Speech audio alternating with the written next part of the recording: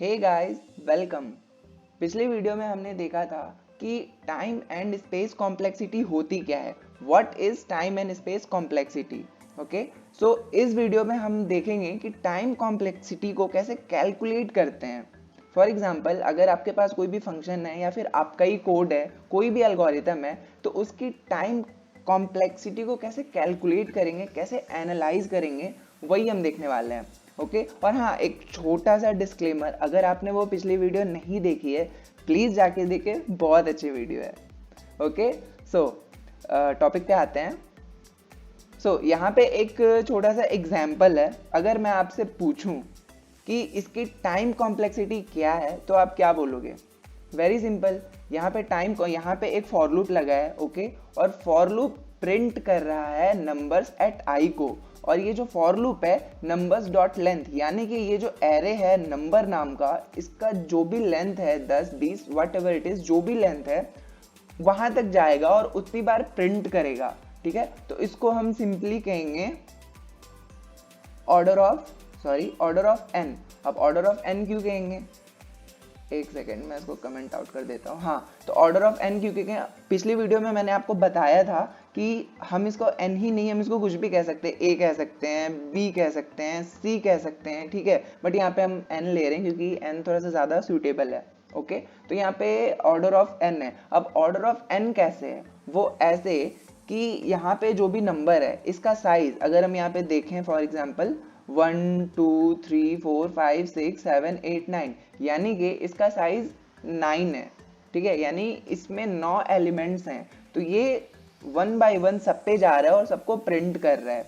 Okay, सो इसकी complexity है order of N. ठीक है, और हाँ, इसे हम लीनियर टाइम भी कहते हैं। अब लीनियर टाइम क्यों, क्योंकि यहाँ पे जो भी ये आउटपुट दे रहा है वो डिपेंड करता है, आई मीन टू से ये जो स्टेटमेंट है लाइन नंबर 9, ये नंबर्स एट आई को जो ये प्रिंट कर रहा है, ये डिपेंड करता है कितनी बार ये प्रिंट करेगा। वो डिपेंड करता है कि इसकी साइज कितनी है, ये जो नंबर्स नाम का जो एरे है इसकी साइज कितनी है। ठीक है, अगर जैसे जैसे इसकी साइज बढ़ेगी, फॉर एग्जांपल यहाँ पे अगर 9 एलिमेंट्स हैं तो ये 9 बार प्रिंट करेगा। ठीक है, अगर यहाँ पे 10 होते तो 10 बार प्रिंट करता, 20 है तो 20 बार प्रिंट करेगा। मीन्स की जैसे जैसे इसकी साइज बढ़ेगी, ये जितनी ज़्यादा इसकी साइज होगी, यानी कि नंबर्स नाम के एरे की जितनी ज़्यादा साइज होगी, जितना लंबा लेंथ, जितना बड़ा लेंथ होगा, ये उतनी बार प्रिंट करेगा। ठीक है, एग्जाम्पल के लिए मैं इसको एक बार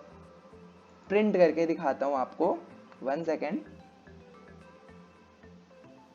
सो एज यू कैन सी यहाँ पे 1 2 3 4 5 6 7 8 9, ये 1 बाय 1 सारे ही एलिमेंट्स पे गया और उसको प्रिंट करा दिया।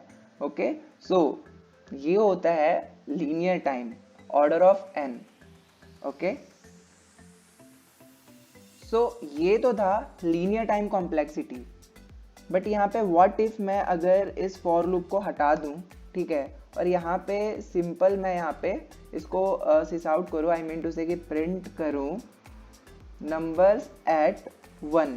ओके, सो इसकी कॉम्प्लेक्सिटी क्या होगी, सिंपल है, इसकी कॉम्प्लेक्सिटी होगी ऑर्डर ऑफ 1। वो कैसे, वो ऐसे कि यहाँ पे कोई डिपेंड नहीं कर रहा है कि यहाँ पे सिर्फ हम नंबर्स के एक इंडेक्स को प्रिंट कर रहे हैं। मींस यहाँ पे ये बिल्कुल भी डिपेंड नहीं कर रहा है, कोई मैटर नहीं है, यहाँ पे कुछ लेना देना नहीं है कि जो नंबर्स नाम का एरे है उसका साइज कितना है। ठीक है, यहाँ पे 9 एलिमेंट्स हैं, हमें 9 एलिमेंट्स से कोई लेना देना नहीं है। यहाँ पे हमें सिर्फ नंबर्स एट 1 यानी कि ये 0 ये 1, ये जो नंबर्स एट 1 है हमें बस उसको प्रिंट करना है। मैं आपको प्रिंट करके भी दिखाता हूँ। एज यू कैन सी यहाँ पे 2 आया, मीन्स कि यहाँ पे सिर्फ एक बार ये प्रिंट हो रहा है। ठीक है, यानी कि सिर्फ एक आइट्रेशन हो रहे हैं। ठीक है, तो जो ये एक आइट्रेशन आया इसकी कॉम्प्लेक्सिटी होगी बिग O ऑफ 1, यानी कि ऑर्डर ऑफ 1, और इसे हम कहते हैं कांस्टेंट टाइम, कि ये सिर्फ एक ही बार हो रहा है। इसे कोई नो मैटर की नंबर का साइज कितना है, इस एरे का साइज कितना है, मुझे बस एक बार प्रिंट होना है। ठीक है, तो इसे हम कहते हैं कांस्टेंट टाइम। एक और एग्जाम्पल के थ्रू हम समझते हैं कि टाइम कॉम्प्लेक्सिटी को कैसे कैलकुलेट करना है, ठीक है। यहाँ पे एक फंक्शन है एग्जाम्पल नाम का, ये मैंने नाम ही दे दिया एग्जाम्पल क्योंकि मैं एक एग्जाम्पल के थ्रू एक्सप्लेन कर रहा हूँ, ओके। ये फंक्शन स्टार्ट होता है लाइन नंबर 8 से। तो हम line by line, one by one her line पे जाएंगे और उसकी कॉम्प्लेक्सिटी को एनालाइज करेंगे, ओके। लाइन नंबर 8 से स्टार्ट करते हैं। तो लाइन नंबर 8 में क्या हो रहा है, सिंपल है, एक a नाम का वेरिएबल मैंने डिक्लेयर किया है और उसको असाइन किया है 10 से, ओके। इसकी कॉम्प्लेक्सिटी क्या होगी, सिंपल, यहाँ पे सिर्फ और सिर्फ एक एक्शन परफॉर्म हो रहा है तो ये कांस्टेंट टाइम में है, ओके। हम यहाँ पे ये कांस्टेंट टाइम में है तो ऑर्डर ऑफ 1 होगा, सिंपल। तो ऑर्डर ऑफ 1 क्योंकि ये कांस्टेंट टाइम में। अब लाइन नंबर 9 पे जाते हैं, यहाँ पे भी सेम, a जो वेरिएबल है उसमें मैंने 10 + 5 असाइन कर दिया, मतलब अपडेट कर दिया, यहाँ पे 10 था। तो यहाँ पे इसकी कॉम्प्लेक्सिटी क्या होगी, इसकी कॉम्प्लेक्सिटी एक एक्शन परफॉर्म हो रहा है तो इसकी भी होगी कांस्टेंट टाइम में, यानी कि ऑर्डर ऑफ 1। मैं यहाँ पे कॉपी पेस्ट कर दे रहा हूँ, ठीक है। नेक्स्ट लाइन पे चलते हैं। अब यहाँ पे फॉर लूप चल रहा है, अब ये फॉर लूप है, ओके। तो फॉर लूप क्या कर रहा है, फॉर लूप ये कर रहा है कि i 0 से लेकर के i नंबर्स डॉट लेंथ, यानी कि ये जो नंबर्स नाम का एरे है इसका जितना बड़ा लेंथ है उतनी बार ये एक्शन परफॉर्म करना है। इसके अंदर जो भी लाइंस हैं ये उतनी बार परफॉर्म होंगे, ठीक है। तो अब सिंपल, मैंने जैसा कि आपको बताया ही है कि अगर कोई फंक्शन है वो डिपेंड करता है कि उसका लेंथ कितना है, उसके एरे का लेंथ कितना है, इनपुट का लेंथ कितना है, तो वो लीनियर टाइम में होगा। अब लीनियर टाइम को कैसे हम दिखाते हैं, दर्शाते हैं, वो सिंपल है, मैंने आपको जैसा कि बताया ही है, वो होगा ऑर्डर ऑफ n में, ठीक है। तो इसके अंदर जितने भी ये लाइंस हैं ये सब उतने बार चलेंगे जितना इसका लेंथ है, ये नंबर का लेंथ है। नंबर का लेंथ कितना है यहाँ पे, 1 2 3 4 5 6 7 8 9, यानी कि ये 9 बार चलेंगे, ठीक है। तो यहाँ पे मैं लाइन बाय लाइन देखता हूँ। लाइन नंबर 12 ये भी ऑर्डर ऑफ n में चलेगा, मतलब n बार चलेगा, ठीक है।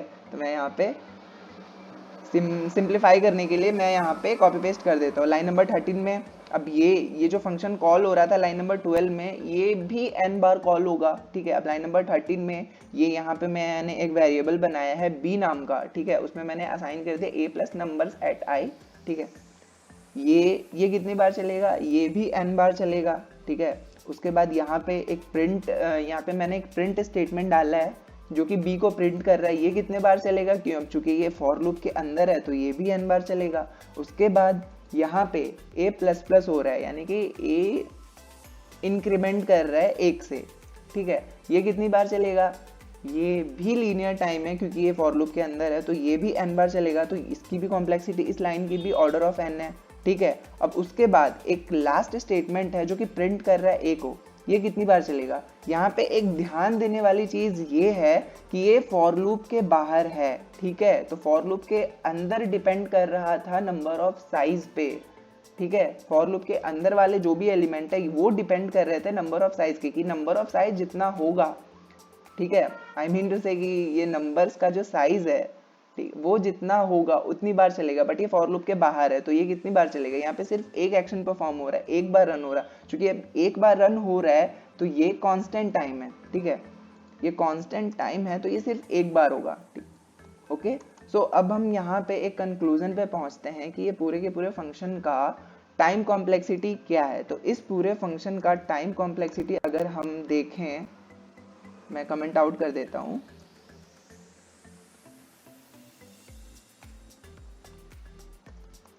इसका टाइम कॉम्प्लेक्सिटी हम 1 बाय 1 कैलकुलेट करते हैं, ठीक है। ऑर्डर ऑफ, यहाँ पे पहले हम कांस्टेंट टाइम को कैलकुलेट करेंगे कि कांस्टेंट टाइम वाले कितने हैं, 1 कांस्टेंट टाइम वाला यहाँ पे 1 2 यहाँ पे 3, ठीक है। तो सिंपली हम 3 कर देंगे, सिंपल सा स्टेप है, मैं आपको एग्जांपल से समझा रहा हूँ। प्लस उसके बाद जो कांस्टेंट टाइम पे नहीं है, जो लीनियर टाइम वाले हैं उसको कैलकुलेट करते हैं, ठीक है। तो ऑर्डर ऑफ n 1 2 3 4 5, ठीक है, यहाँ पे 5 है तो सिंपल +5n। सो यहाँ पे आपका कॉम्प्लेक्सिटी, इस फंक्शन की basically complexity, time complexity calculate हो चुकी है, जिसकी टाइम कॉम्प्लेक्सिटी है ऑर्डर ऑफ 3 + 5n। सिंपल था, वेरी सिंपल। चलिए यहाँ पे एक बात मैं आपको बताना चाहता हूँ कि इसकी जो भी कॉम्प्लेक्सिटी आई है, टाइम कॉम्प्लेक्सिटी है, जो भी हमने कैलकुलेट किया, इसकी टाइम कॉम्प्लेक्सिटी जो भी यहाँ पे शो हो रही है ऑर्डर ऑफ 3 + 10n, इसको हम ऐसे रिप्रेजेंट नहीं करते हैं, ठीक है। अब फिर बात हो गई, जब ऐसे हम करते ही नहीं है रिप्रेजेंट, तो फिर बताया क्यों? क्योंकि ये बताना ज़रूरी था, ठीक है, आपको समझाने के लिए ये बताना ज़रूरी था, ठीक है। आप अगर ये सीख गए तो आगे भी सीख जाओगे, नो प्रॉब्लम। सो इसको हम रिप्रेजेंट ऐसे नहीं करते, इसको हम और ज़्यादा सिंप्लीफाइड वे में रिप्रेजेंट करते हैं, ठीक है। यहाँ पे मीन्स इतने बड़े नहीं होंगे, ऑर्डर ऑफ 3 + 10n इतने बड़े नहीं, बेसिक सिंप्लीफाइड, एक सिंप्लीफाइड वे में हम इसको रिप्रेजेंट करते हैं। तो वो कैसे करते हैं, वो तो उससे इससे भी ज़्यादा सिंपल है, वो तो और आराम से आप समझ जाओगे, ठीक है। तो यहाँ पे मैंने दूसरा भी जो एग्जाम्पल लिया था, एग्जाम्पल 2, अब इसकी भी कॉम्प्लेक्सिटी थी ऑर्डर ऑफ 3 + 5n, तो इसको भी हम ऐसे रिप्रेजेंट नहीं करेंगे, इसको थोड़ा सिंप्लीफाइड वे में हम रिप्रेजेंट करेंगे, ठीक है। तो वो हम कैसे करते हैं, वीडियो थोड़ी ज़्यादा लंबी होगी, तो वो इसको हम सिंप्लीफाइड वे में कैसे रिप्रेजेंट करते हैं आगे आने वाली वीडियो में देखेंगे, ओके। सो एक और एग्जांपल के थ्रू चलिए समझते हैं कि टाइम कॉम्प्लेक्सिटी को कैसे कैलकुलेट करते हैं, ओके। सो यहाँ पे एक फंक्शन है एग्जाम्पल नाम का, क्योंकि अगेन मैं एग्जाम्पल के थ्रू ही आपको समझा रहा हूँ, तो मैंने नाम ही रख दिया सिंप्लीफाई करने के लिए एग्जाम्पल, ओके।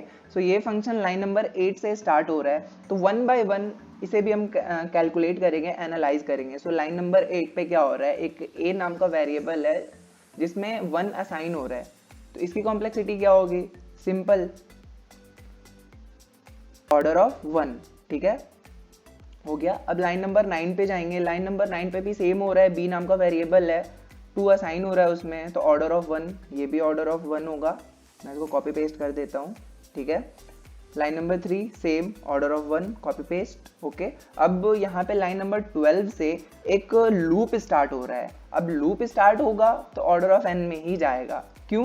क्योंकि लूप कहाँ तक जा रहा है, लूप जा रहा है हमारा नंबर्स डॉट लेंथ, यानी कि नंबर्स नाम का जो एरे है उसका जो भी लेंथ होगा, उसका जो भी साइज होगा, वो वहां तक जाएगा, ओके। सो इसकी कॉम्प्लेक्सिटी क्या है, कैलकुलेट करते हैं, यहाँ पे सिंपल है, ऑर्डर ऑफ n में जा रहा है, ठीक है। अब इस लूप के अंदर, इस फॉर लूप के अंदर ये जितने भी स्टेटमेंट्स हैं, ये सारे ऑर्डर ऑफ n में ही जाएंगे, क्यों? क्योंकि जितना लंबा, आई मीन टू से कि नंबर जितना लंबा एरे होगा, जितना लंबा साइज होगा, उतनी बार ये परफॉर्म होगा, ओके। सो ये क्या होगा, ये ऑर्डर ऑफ n में गए, ठीक है। लाइन नंबर 14, ये भी उतनी बार चलेगा जितना लंबा एरे है, ये भी order of n। 15 again order of n। Line number 16 print कर रहे हैं, again order of n, simple. अब यहाँ पे एक और फॉर लूप स्टार्ट हो रहा है, ठीक है। ये फॉर लूप कितना बार चलेगा, सेम टू सेम वही होगा जो कि इस फॉर लूप में हुआ है, ये ऑर्डर ऑफ n, ये भी ऑर्डर ऑफ n, ये भी ऑर्डर ऑफ n, ये भी ऑर्डर ऑफ n, और ये भी ऑर्डर ऑफ n ही होगा, ठीक है। तो इसकी कॉम्प्लेक्सिटी क्या होगी, मैं एक सेकंड इसको थोड़ा छोटा कर दे रहा हूँ बेटर व्यू के लिए, ओके। सो इसकी कॉम्प्लेक्सिटी हम कैसे कैलकुलेट करेंगे, क्या होगी इसकी कॉम्प्लेक्सिटी, हमने लाइन बाय लाइन तो देख लिया, अब इसकी कॉम्प्लेक्सिटी हम कैलकुलेट कैसे करेंगे। सो इसकी कॉम्प्लेक्सिटी होगी ऑर्डर ऑफ, पहले हम ये कांस्टेंट वाले को कैलकुलेट करते हैं, ऑर्डर ऑफ 1 कितने हैं, 1 2 3, ओके। अब यहाँ पे सारे लीनियर टाइम वाले हैं, तो 3 है कांस्टेंट वाले, तो यहाँ पे 3 प्लस लीनियर टाइम वाले कितने हैं, आई मीन टू से, हाँ लीनियर टाइम वाले कितने हैं, 1 2 3 4 5 6 7 8 9 10, यहाँ पे 10 है लीनियर टाइम वाले, तो 3 प्लस 10n, सिंपल। तो यहाँ पे इसकी भी कॉम्प्लेक्सिटी को हमने सक्सेसफुली कैलकुलेट कर लिया है, तो इसकी कॉम्प्लेक्सिटी है ऑर्डर ऑफ 3 + 10n, ओके।